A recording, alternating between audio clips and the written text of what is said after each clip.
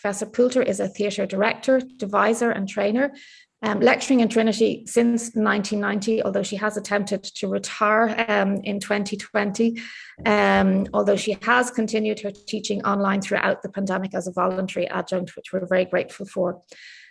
During a break from Trinity in 2009 as head of media, film and culture at Leeds Trinity University, Chrissie gained experience very relevant to our COVID-induced move into digital. Person, participant, player. The trinity of roles we each experience in a practical drama workshop or class. You walk in as your public persona, but you are not yet a participant in this class, a drama class, not yet ready to explore character or situation or story, to create a self other than self if required. You're still in your real world shoes. We have a familiar routine for making the transition. It starts with removing your shoes. We are in a dance studio. Bags and belongings stored away, the space is free to inspire as well as to accommodate. Directed physical activity then brings you fully into this space at this time with these people. I am here now with you.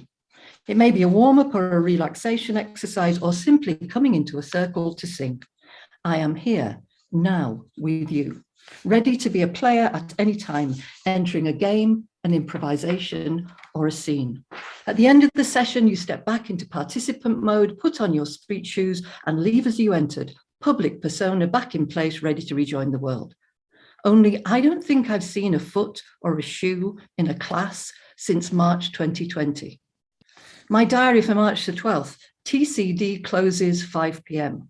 Within days, the international students had left the island and lockdown had started. Week 8 of teaching term, just back from reading week, ready for the intensity of the group projects, which take place in the second half of the semester. And they did, but not as planned. There were no live performances once college locked us out. Instead, in one of my modules, for example, there were films, a website, and an audio-guided tour of your own house. Make a den with a duvet, cover the bathroom mirror in soap to create a blank canvas, etc. Each group of students now liaising across various oceans and time zones, sending sound files and film clips and a longing to return. How can the Zoom room be the dance studio? It can't, but it is a room. In fact, a patchwork of rooms comprising the private spaces of the class members, including me. In September 2020, it was made clear teaching and learning was to continue online. The beginning of an academic year, of a semester, of a module, of a group is a very different prospect to that faced near the end of a year. At the end, they'd just been the group, they were just the group assignments. The groups were formed, they knew their teammates and their audience. That preparation of working relationships, collaborative creativity had taken place in taught classes over the pre-pandemic months. Now I had to deliver it in the digital realm. The Zoom room had to replace the dance studio, like it or not. First things first, I needed something to match the ritual of removing shoes on arriving into the space. But in a way, there was no central space. We were entering each other's spaces, mainly private domestic space, a study bedroom, a kitchen table, revealed as soon as the cameras were turned on. So the screen became the room, within the room. And we spent time getting it ready as we would in the dance studio to make the transition from person to participant.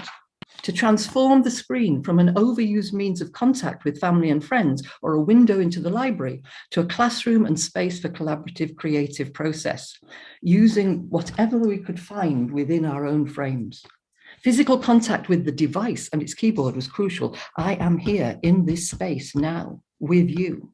We had a cascade of hellos. You type a hello into the chat and wait for my countdown signal to press send. 3, 2, 1. It doubles as a register. Before the cascade, each person adjusts their on-screen name if it is out of date or not as they wish it to be. And some add their preferred pronoun. It's a visual reminder to everyone. No need for all those name games. At the end of the class, another cascade. Goodbyes, thank yous, and sometimes comments about the class, all constructive. And then there are the breakout rooms. No such luxury in the dance studio. No space to spare, nor time to be heading out without a shoe. Instead, it's simply get into groups in a space in the room, the echoing room. They try to discuss, to create, to throw shapes. The cacophony is unbearable for those with sensory overload. In the magical land of Zoom, you can have acoustic calm, privacy and focus for your group, and importantly, in the midst of lockdowns and lockouts, a chance to be in a room with a few of your classmates. What will I keep if opinion allows and we resist the never normal? To quote Peter, to use the Zoom room or its equivalent in the opening stages of a module group, ideally in parallel with live sessions in the studio. Zoom facilitates a carefully crafted induction, building ensemble, allowing all voices to be heard via the small groups and chat. It allows planning meetings for the group assessed projects to take place without taking a practical rehearsal space away from those in need of one. It also improves attendance from those overloaded with work, domestic, study, or leisure commitments. No traveling required. There was much more to it all, more to save and more to say, but we were asked to choose one thing for today. So for now, Sinead. Thank you.